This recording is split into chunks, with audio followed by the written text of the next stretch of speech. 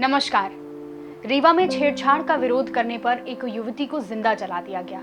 यह युवती पिछले कई दिनों से जिंदगी और मौत के बीच लड़ाई लड़ रही थी और यह लड़ाई वह शनिवार देर रात हार गई।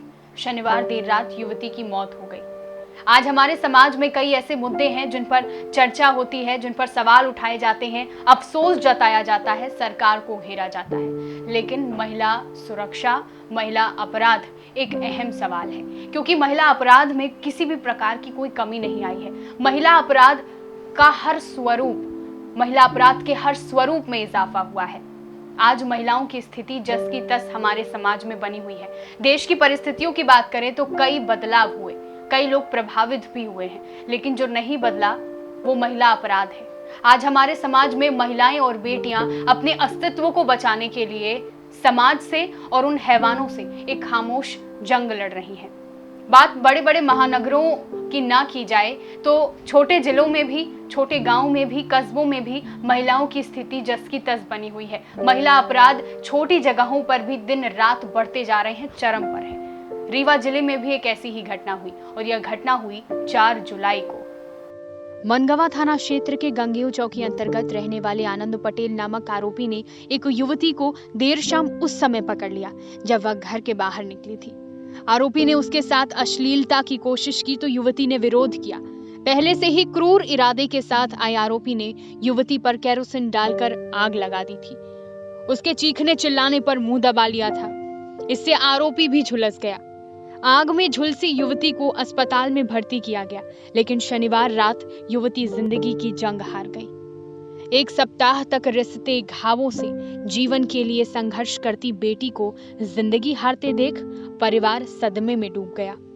परिजनों ने आरोपी को नरपिशाच बताते हुए फांसी की सजा देने की मांग की है। जेल में बंद आरोपी आनंद पटेल पर पुलिस अब हत्या की धारा जोड़ेगी। इस घटना के बारे में परिवार को दूसरे दिन पता चला था। वह रात को बेटी की तलाश कर रहे थे और इधर आरोपी आनंद पटेल लड़की को झुलसी हालत में रीवा ले आया था। मेडिकल कॉलेज के अस्पताल में उसी ने गलत सरनेम बताकर भर्ती कराया और भाग निकला। युवती के परिवार को दूसरे दिन उसी ने घटना के बारे में बताया था। तब परिवार ने गंगेऊ चौकी में रिपोर्ट दर्ज कराई थी। आरोपी के खिलाफ सख्त से सख्त सजा की अब मांग की जा रही है। बार बार मन में ये सवाल उठते हैं कि कब तक हमारे देश की, हमारे समाज की महिलाएं ऐसी हैवानियत का शिकार होती रहेंगी। अपराधियों के खिलाफ सही पुलिसिंग, कठोर कार्यवाही न होने के कारण उनके हौसले आज इतने बुलंद हैं। आप अखबार उठा लीजिए, आप कोई भी न्यूज़ पोर्टल खोल लीजिए, आपको महिला अपराध से जुड़े, दुष्कर्म से जुड़े, बलात्कार से जुड़े 1 या 2 नहीं बल्कि कई खबरें मिल जाएंगी। आपसे सवाल है कि कैसे इन अपराधों पर रोक लगाई जाए। आज हमारे समाज में इंसान के रूप में नरपिशाच, इंसान के रूप में भेड़िए, इंसान के रूप में हैवान कहाँ है, कोई भरोसा नहीं।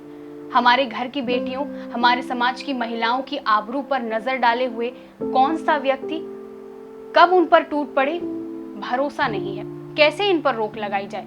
सही पुलिसिंग पर दोष दिया जाए। क्या पुलिस के पास पर्याप्त स्टाफ नहीं है, साधन नहीं है, संसाधन नहीं है? किस चीज की कमी है कि आज महिलाओं की स्थिति हमारे समाज में ऐसी है? क्या बेटियां घर से निकलना छोड़ दें? क्या महिलाएं बाहर काम करना छोड़ दें? आज महिलाओं के मन में एक डर है, ऐसी खबरों को सुनकर, ऐसी घटनाओं को देखकर। अखबार में हर दिन महिला अपराध से जुड़ी एक खबर आपको मिल जाएगी जिसे पढ़कर रूह कांप जाती है, जिसे पढ़कर मन में एक डर पनपने लगता है कि क्या बाहर निकलने पर हम सुरक्षित हैं? क्या बाहर निकलने पर हमारे परिवार की बेटियां सुरक्षित हैं? इन पर रोक कैसी लगाई जाए, कैसे लगाए जाए, एक बड़ा सवाल है। सरकार को कोसा जाए, प्रशासन को कोसा जाए, समाज के उन दरिंदों को कोसा जाए जो बेटियों और महिलाओं पर, छोटी छोटी बच्चियों पर अपनी गंदी निगाह रखते हैं। लॉकडाउन के बाद, अनलॉक के बाद कई ऐसी खबरें आपने सुनी होंगी जहां पर नाबालिग बच्चियों के साथ रेप की घटनाएं होती हैं। छोटी छोटी मासूम बच्चियों को हैवानियत का शिकार बनाया जाता है। आखिर इन सबका जिम्मेदार कौन है? आखिर इन पर रोक कैसे लगेगी?